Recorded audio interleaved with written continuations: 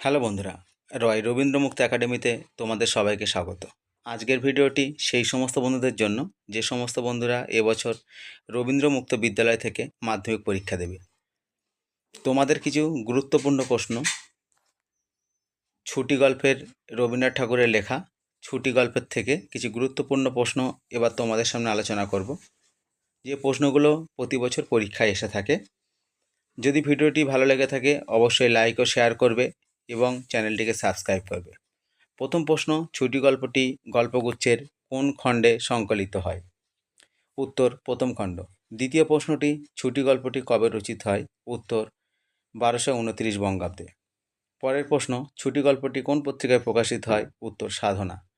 পরের প্রশ্ন, কোন মাসে ফটিকের স্কুলে ছুটি হওয়ার কথা ছিল? উত্তর, কার্তিক মাসে। পরের প্রশ্ন, ফটিকের ছোট ভাইয়ের নাম কি? উত্তর, মাখন। পরের প্রশ্ন, ফটিককে বিশম্বরবাবু কোথায় নিয়ে যাওয়ার কথা বলেছিল? উত্তর, মামার বাড়িতে। পরের প্রশ্ন, প্রতিটি প্রশ্নের মান 5। এখানে আমি দুটো প্রশ্ন দিয়েছি। দেখ মার খাবি, এই বেলা ওঠ, বক্তা কে? বক্তা কাকে কখন এ কথাগুলো বলেছিল এবং বক্তা কেন কথাগুলো বলেছিল? উত্তর আমি দিয়ে দিয়েছি, তোমরা পড়ে নেবে। এবং পরের প্রশ্ন, মা আমাকে মারিস নে মা, সত্যি বলছি আমি কোনো দোষ করিনি, কে কখন এই কথাগুলো বলেছিল?